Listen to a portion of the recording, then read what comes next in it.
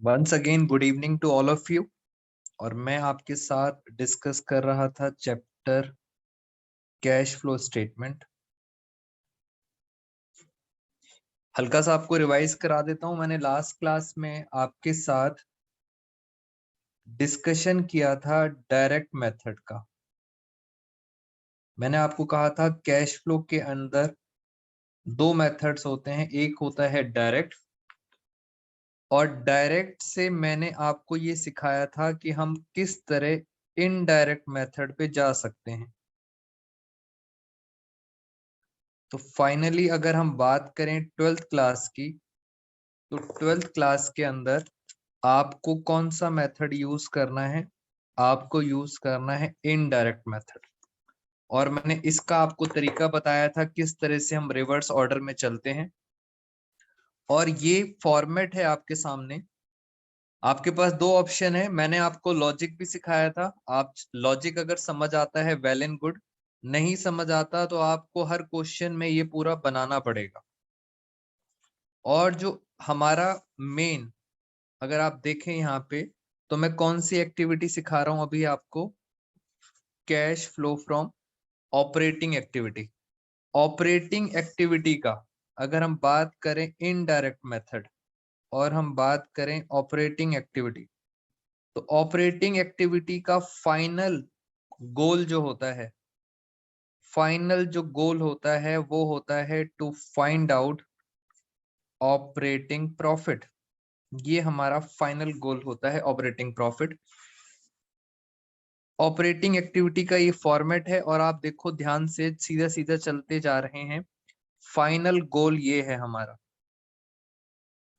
ये है final goal, operating profit before changes in working capital. Provision for tax के बारे में भी डिस्कस करूंगा। अभी ऑपरेटिंग एक्टिविटी का ये गोल है, हमें यहां तक चलना है। और ये सारा इनडायरेक्ट मेथड है। अब इनडायरेक्ट मेथड के अंदर अगर मैं आपसे नॉर्मल बात करूं, मैं आपसे अकाउंट्स में नॉर्मल बात करूं, एक्सपेंसेस क्या होते हैं? एक्सपेंसेस, एक्सपेंसेस प्लस होते हैं या माइनस? एक्सपेंसेस होते हैं माइनस। और अगर मैं बात करूं आपसे इनकम्स की, नॉर्मल अकाउंट्स की बात कर रहे हैं, इनकम्स क्या होती हैं? इनकम्स होती हैं प्लस। ये नॉर्मल अकाउंट्स है।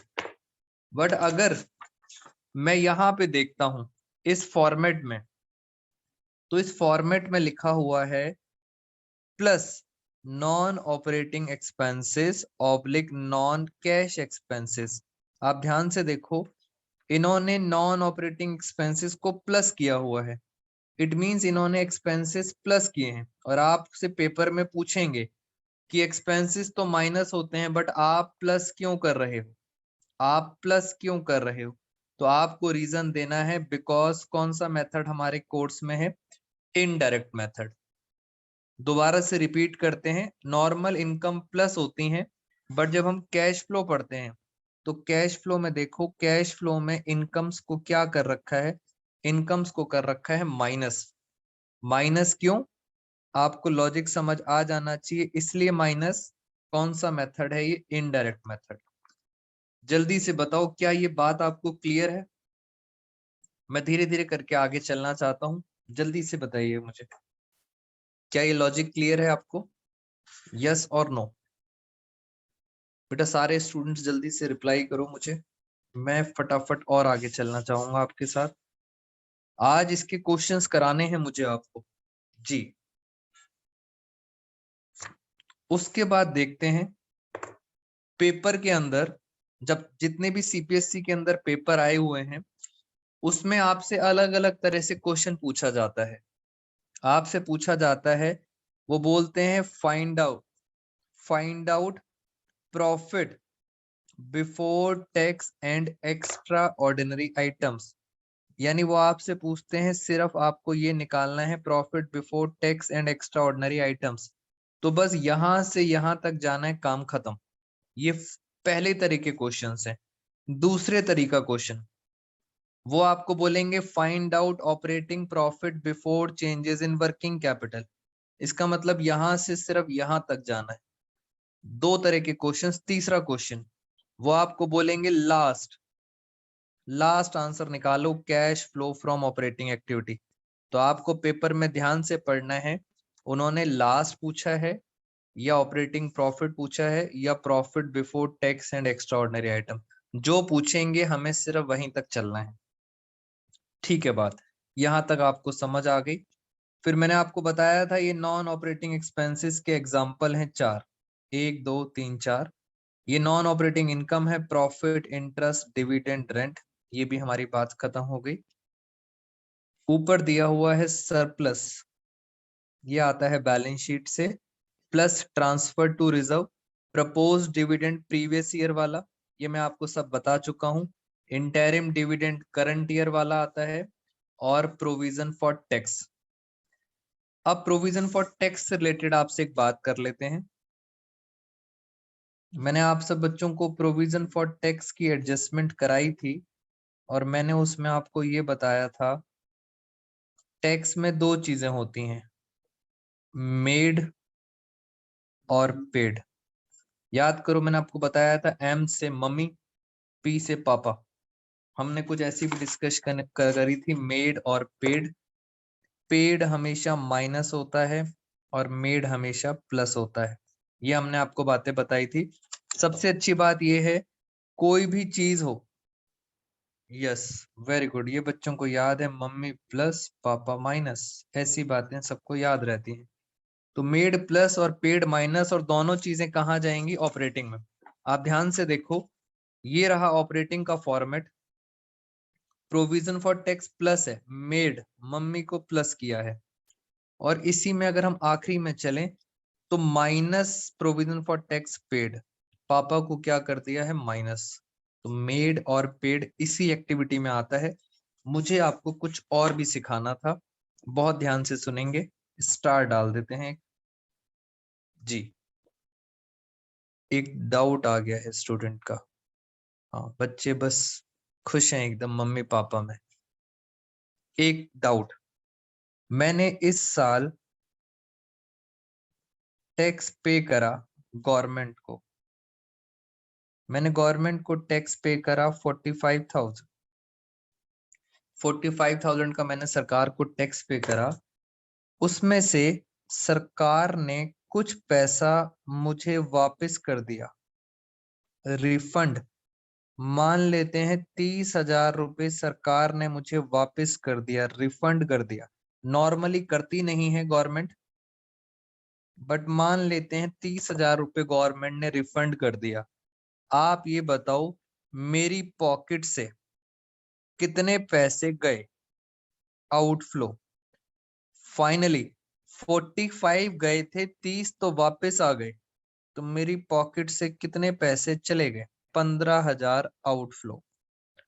15,000, वेरी गुड अंजलि समृद्धि, 15,000 का आउटफ्लो है। इट मींस रिफंड, जब भी रिफंड आपको दिख जाए, आपने रिफंड को क्या करना है, माइनस। मैं यहाँ लिख देता हूं, ये फॉर्मेट ही है जो आपको हेल्प करेगा सारे क्वेश्चंस में। मैं यहाँ लिख देता हूं, less less refund of tax, मैंने लिख भी दिया लेस रिफंड। और सर टैक्स नीचे भी आता है, तो मैंने यहां भी लिख दिया लेस रिफंड। जब भी रिफंड हो तो आपको क्या करना है, माइनस करना है दोनों तरफ। चलिए एक और पॉइंट समझ आ गया, और मैं आपको कुछ बातें बताता हूं। ये देखो, धीरे धीरे करके मुझे सारे पॉइंट्स कराने, आओ पहले क्वेश्चन कराते हैं फिर वापस आएंगे। चलिए मैं आपके साथ जरा क्वेश्चन डिस्कस करता हूं। एक सिंपल सा पहले एक आपके साथ क्वेश्चन कराते हैं आपको। अच्छा ये बताओ, क्या मैंने ये वाला क्वेश्चन लास्ट क्लास में कराया था, इस पे टिक लग रहा है, जल्दी से बताना। क्या ये क्वेश्चन हमने किया था लास्ट क्लास में, बताओ फटाफट, जल्दी से बताना मुझे, यस और नो। जी जल्दी से बताओ।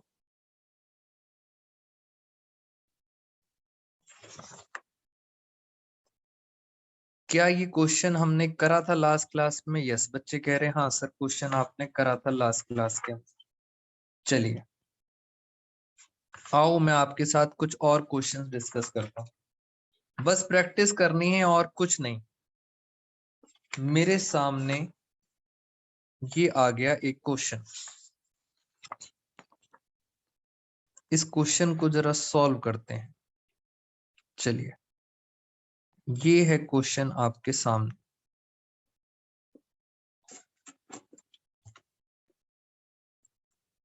25th इलिस्ट्रेशन है। एक बार जरा समझते हैं क्या करना है इसके अंदर। एक एक पॉइंट पढ़ना, आसान आसान काम करते हैं। पहले सबसे पहले लिखा है net profit after tax and dividend. Net profit tax के बाद और डिविडेंड के भी बाद, सब के बाद आफ्टर लिखा है। सब कुछ करने के बाद पता है ये कौन सा प्रॉफिट होता है? ये होता है सरप्लस। कितना दिया हुआ है? 1,10,000। फिर लिखा है प्रोविजन फॉर टैक्स। जैसे ही टैक्स पे नजर गई, पहले ढूंढो क्या रिफंड तो नहीं है, ढूंढो। ये रहा सर रिफंड, ये रहा। ये रिफंड भी दिया हुआ है, इनकम टैक्स रिफंड। टैक्स था 50,000 और रिफंड कितना है? 40,000। ठीक है सर। और देखते हैं dividend declared approved by the share holders during the year. ये डिविडेंड दिया हुआ है आपको। Depreciation, loss, goodwill amortise, gain on sale of land, income tax paid. जरा इन सबको यूज करते हैं। सिंपल सा क्वेश्चन। आइए जरा मेरे साथ साथ। सबसे पहले अब मैं जरा पेंसिल का यूज करता हूं। मैं यहाँ पे सबसे पहले लिखता हूं सरप्लस। कितना सरप्लस था? सरप्लस था 1,10,000। ये मैंने लिख दिया सरप्लस 1,10,000। प्रोविजन फॉर टैक्स 50,000 का प्रोविजन था। 40,000 तो रिफंड है, तो 50 में से 40 गया। बताओ 50,000 माइनस रिफंड कितना बचा? ये बचा 10,000। और आगे चलते हैं। Dividend declared by share holders during the year. अगर आपको मैंने कहा था डिविडेंड की वीडियो देख लेना, अगर आपने वो रिकॉर्डेड सेशन देखा था डिविडेंड के ऊपर, तो आपको समझ आ जाएगा कि सर शेयर होल्डर्स जो डिविडेंड देते हैं वो ये वाला होता है, प्रीवियस ईयर वाला, पुराना होता है ये। कितना डिविडेंड है? 50,000। तो मैं यहाँ लिख देता हूँ डिविडेंड के आगे 50,000। ये प्रपोज डिविडेंड है प्रीवियस ईयर वाला। और चलते हैं। डेप्रीसिएशन 20,000। ढूंढो कहाँ है डेप्रीसिएशन, ये रहा। डेप्रीसिएशन एंड एमोटाइजेशन कितना दिया है? 20,000। Loss on sale 10,000। कहाँ है लॉस? ये रहा, नॉन ऑपरेटिंग एक्सपेंस में लॉस ऑन सेल कितना दिया हुआ है? 10,000। और चलते हैं आगे। गुडविल एमोटाइज, एमोटाइज हुई है 40,000। ये रहा एमोटाइजेशन। तो एमोटाइजेशन में एक और फिगर आ गई 40,000। गुडविल एमोटाइज हो गई 40,000। गेन हुआ है profit on sale of land 40,000। ये देखो ये रहा नॉन ऑपरेटिंग इनकम में profit on sale of fixed assets. कितना है? 40,000। नहीं, हाँ 40,000। तो मैंने 40,000 लिखा और मैंने उसमें ब्रैकेट लगा दिया क्योंकि माइनस होती है नॉन ऑपरेटिंग इनकम। फिर लिखा है इनकम टैक्स पेड। पेड है 50,000 और नीचे रिफंड भी है। तो जितना पेड है उसमें से 40,000 रिफंड हो गया। रिफंड दोनों जगह माइनस करते हैं। 50,000 माइनस 40,000, तो नेट आंसर आ गया 10,000 दोनों जगह। बट क्योंकि ये प्रोविजन माइनस होता है इसलिए मैंने यहाँ क्या लगा दिया? ब्रैकेट। क्वेश्चन हो गया दोस्तों खत्म। बस हमें क्या करना है, सारे पॉइंट्स हमारे खत्म हो गए, जरा टोटल करते हैं। आओ जरा यहाँ पे 1,60,000, 1,70,000। पेपर में आपको पूरा फॉर्मेट बनाना पड़ेगा। Profit before tax and extraordinary items आ गया 170। अब देखते हैं इन सब का, इन ये आ गया 20 और 40, 60 और 10 70। 70 में से 40 गए, नेट आंसर आ गया 30। इन सबको बाहर लिखा 30, आउटर कॉलम में लिखा 30,000, 170 और 30। तो ये आंसर आ गया 2 लाख। 2 लाख ये क्या आ गया, operating profit before changes in working capital. Question में ना ही करंट असेट्स है ना ही करंट लायबिलिटी है, कुछ नहीं है, तो खाली उसमें से 10,000 टैक्स पे कर दिया, तो फाइनली आंसर आ गया 1,90,000। ये इसका आंसर है 1,90,000। आप सब बच्चे फटाफट इसका स्क्रीनशॉट लेंगे, क्योंकि मैं इसको रब कर दूंगा। जल्दी से स्क्रीनशॉट ले लो, आंसर आ रहा है 1,90,000। जल्दी से बताइए, क्या आप सबने स्क्रीनशॉट ले लिया? Tell me fast. Done. Urshita का आ गया आंसर। बेटा बाकी सारे बच्चे, यस अंजलि। चलिए स्क्रीनशॉट आपने ले लिया और मैं इसका आंसर लिख देता हूं। इसका आंसर है 1,90,000। ये इसका आंसर आ गया 1,90,000। ऐसे ही बस क्वेश्चंस की प्रैक्टिस करनी है, धीरे धीरे करके आप नए नए पॉइंट सीखते जाओगे। ये ही पेपर में ऑपरेटिंग एक्टिविटी खत्म, बाकी दोनों एक्टिविटीज बहुत आसान है। चलिए ये रहा दोस्तों क्वेश्चन। अब हम करेंगे आपके साथ नेक्स्ट इलिस्ट्रेशन 26। आप इसको आराम से रीड करो, मैं जरा इसको रब कर देता हूं। पहले ये लोग, इसको आप सब बच्चों ने आराम से रीड करना है और हम इसको जरा रब कर देते हैं फटाफट। क्वेश्चन की एक एक पॉइंट जल्दी से समझते हैं क्या क्या लिखा है उसमें। अच्छा मुझे एक चीज बताओ, क्या आपको ये पेंसिल से लिखा हुआ विजिबल है, प्रॉपर विजिबल है? बस इतना बताइए आप मुझे। बेटा ये जो पेंसिल से लिख रहा हूं क्या विजिबल है? Yes, okay. हम एक ही फॉर्मेट को यूज कर लेते हैं और इसी के अंदर हर क्वेश्चन की फिगर्स डाल देंगे। आप सबको बार बार करना पड़ेगा सॉल्व। चलिए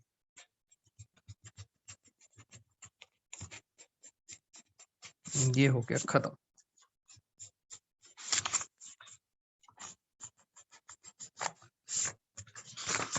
आओ फिर एक और क्वेश्चन करते हैं आपके साथ। पहले पढ़ लेते हैं एक बार क्या क्या लिखा हुआ है। उससे पहले मुझे आपको ये बताना था, अभी हमारे क्वेश्चन में ये नहीं था, ये वाला फॉर्मेट नहीं था, ना करंट असेट्स थे ना करंट लायबिलिटी थी। बट आपको पता होना चाहिए, मैंने आपको डायमंड रूल्स लिखवाए थे। मैंने आपको असेट्स का, कोई भी असेट हो उसका डायमंड रूल बताया था, याद करो। मैंने असेट्स के भी डायमंड रूल बताए थे और आपको लायबिलिटी का भी डायमंड रूल बताया था। यस बेटा, लायबिलिटी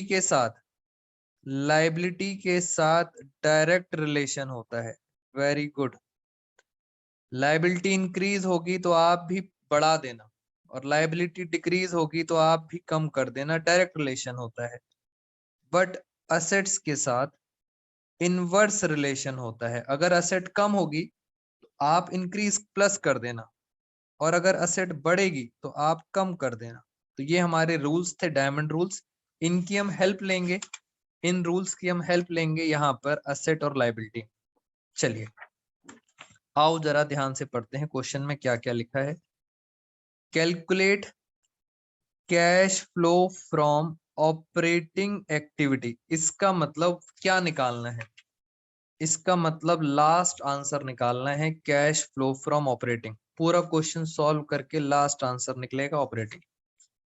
और चलते हैं आगे।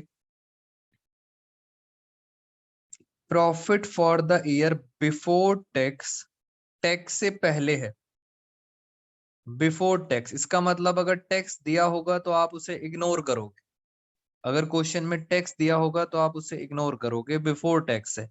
And after considering the following items, profit दिया हुआ है 2,50,000।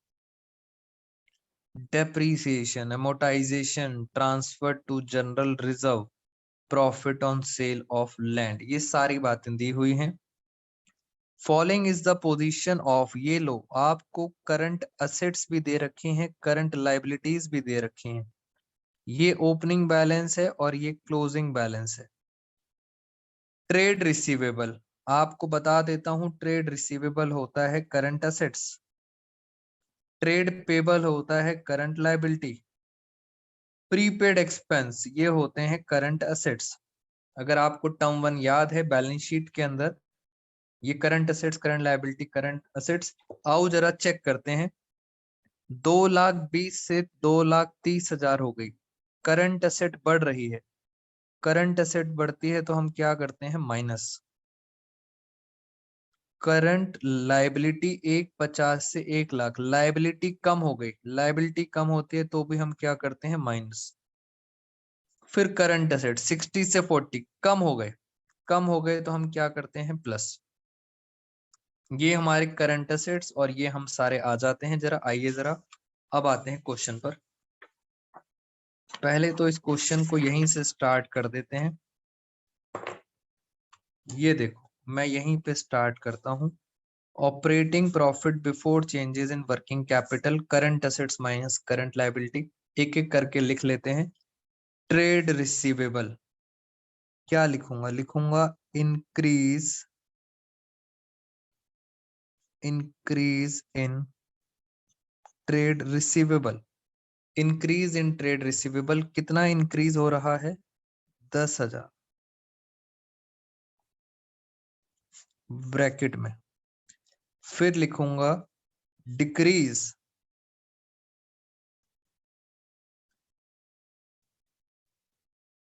Decrease in trade payable 50,000। और चलते हैं, prepaid expenses decrease, decrease in prepaid expenses, और वो कितने हैं, 20,000 प्लस में, 20,000 प्लस में। इन सब का अगर हम टोटल करें तो हमारे पास बाहर कितना आएगा, 60 माइनस 20, नेगेटिव में आएगा 40,000, नेगेटिव में आएगा 40,000। चलिए इतनी बात हमारी खत्म हो गई। अब हम चलते हैं बाकी क्वेश्चन पर। ये रहा हमारे सामने क्वेश्चन और ये रहा आंसर। सबसे पहले प्रॉफिट दिया हुआ था 2,50,000, ये सरप्लस है, मैंने सरप्लस में लिखा 2,50,000, सरप्लस आ गया 2,50,000। डेप्रीसिएशन 1,00,000, ये रहा डेप्रीसिएशन, यहां लिख देते हैं 1,00,000, 1,00,000 की डेप्रीसिएशन है। एमोटाइजेशन है 50,000 की, लो सर 50,000 की एमोटाइजेशन भी दे रखी। और चलते हैं, ट्रांसफर टू जनरल रिजर्व, ये रहा ट्रांसफर टू रिजर्व, कितना दे रखा है, 70,000।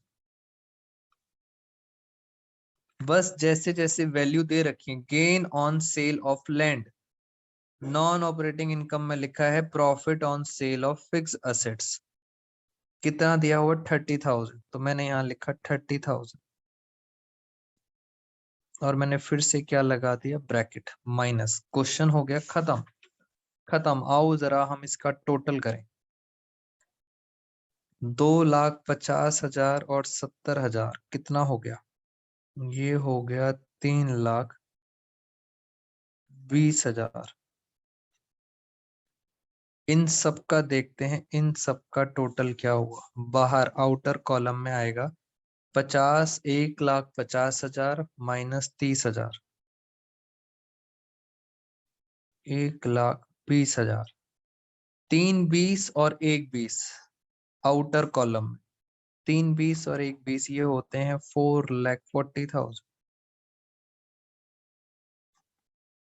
4,40,000 माइनस 40,000। आंसर खत्म, आंसर आ गया 4 लाख। खत्म, आ गया 4 लाख आंसर। ये लो, इसका मतलब सर इस क्वेश्चन का आंसर हमारे पास आ रहा है 4 लाख।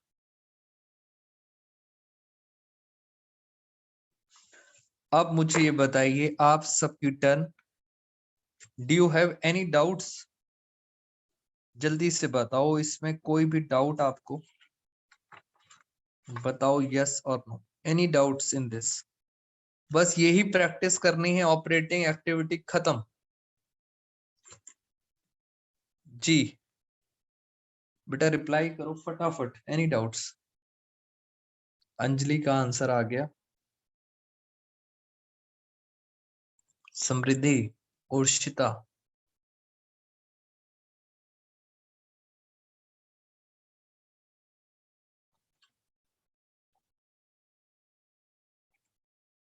तो ये हमारा ये वाला क्वेश्चन भी हो गया खत्म। बस यही करना था आपको सारे क्वेश्चंस के अंदर। एक पॉइंट मुझे और बताना था आपको।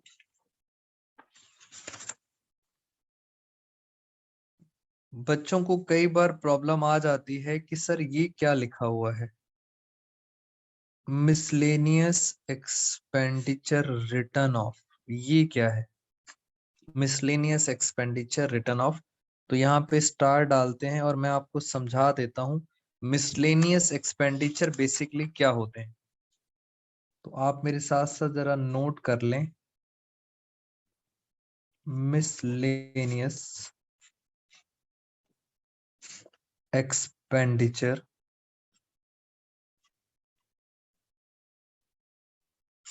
रिटर्न ऑफ, ये क्या होते हैं। मिसलेनियस एक्सपेंडिचर रिटर्न ऑफ, पहला पहला खर्चा,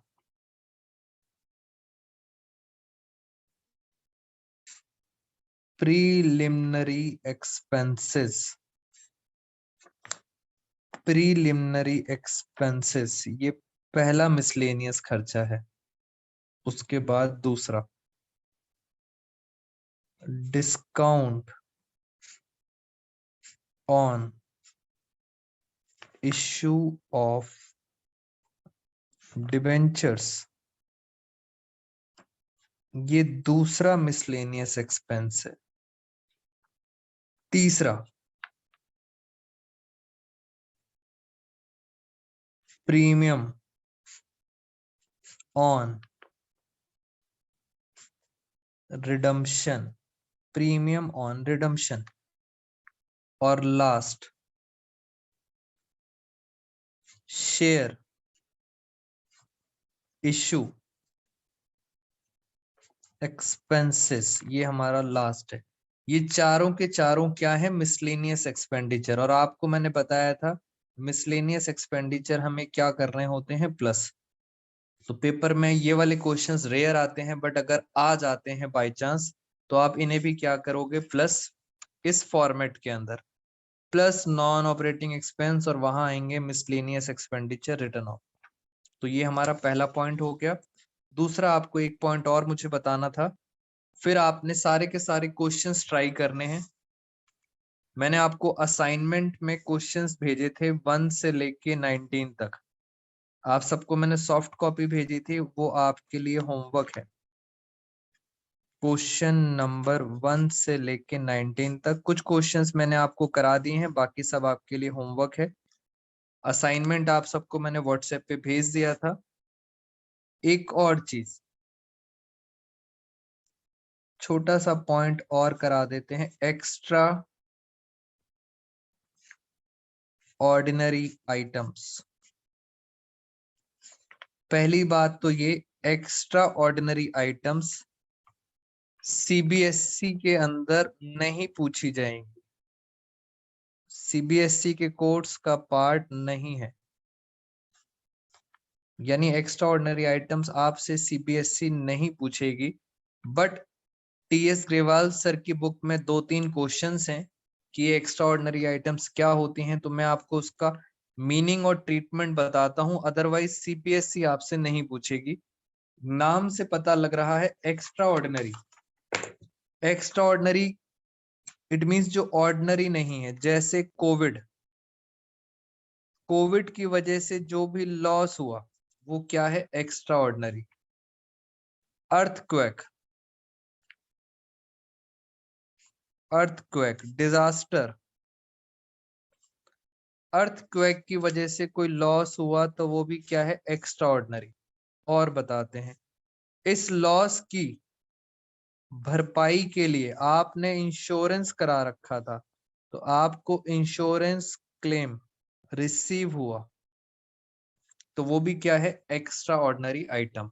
तो ऐसी आइटम्स सीबीएसई आपसे नहीं पूछेगी, बट फिर भी अगर आ जाती हैं तो ये इसका ट्रीटमेंट है। ये मैंने इसके एग्जांपल बता दिए। आपको क्या करना है, इन आइटम्स को इग्नोर करना है, इसके बिना भी आंसर आ जाएगा। एक्स्ट्रा ऑर्डिनरी आइटम्स जो हैं इनको क्या करना है मैं आपको बता देता हूं। इग्नोर करोगे तो भी आंसर आ जाएगा, और अगर इस फॉर्मेट में, अगर आप ग्रेवाल सर की बुक से क्वेश्चंस कर रहे हैं तो इस फॉर्मेट में एक्स्ट्रा ऑर्डिनरी अगर कोई एक्सपेंस है तो वो प्लस कर देना, और एक्स्ट्रा ऑर्डिनरी अगर कोई इनकम है तो उसको माइनस कर देना। इसी फॉर्मेट के अंदर एक्सपेंस प्लस और इनकम माइनस, और यही एक्स्ट्रा ऑर्डिनरी बिल्कुल लास्ट में उल्टा करना है। ध्यान से देखना, माइनस कर देना एक्स्ट्रा ऑर्डिनरी एक्सपेंस। ऊपर आपने एक्स्ट्रा ऑर्डिनरी क्या करे थे, प्लस, नीचे एक्सपेंस को क्या करोगे, माइनस। ऊपर इनकम क्या करी थी, माइनस, और नीचे आपने एक्स्ट्रा ऑर्डिनरी इनकम को प्लस करना है। ये बेसिकली आपस में ये और ये कट जाते हैं। ऊपर एक्सपेंस प्लस है, नीचे एक्सपेंस माइनस है, तो ये आपस में कट जाते हैं, इसलिए सीबीएसई इनको नहीं पूछता। बट ग्रेवाल सर की बुक में है क्वेश्चंस, तो इस तरह से आपको ट्राई करने हैं। तो ये आज की क्लास का मैंने आपको सारा पोर्शन इसमें कवर करा दिया। बस अब आपने क्वेश्चंस करने हैं और फिर हम आगे चलेंगे आपसे नेक्स्ट क्लास के अंदर।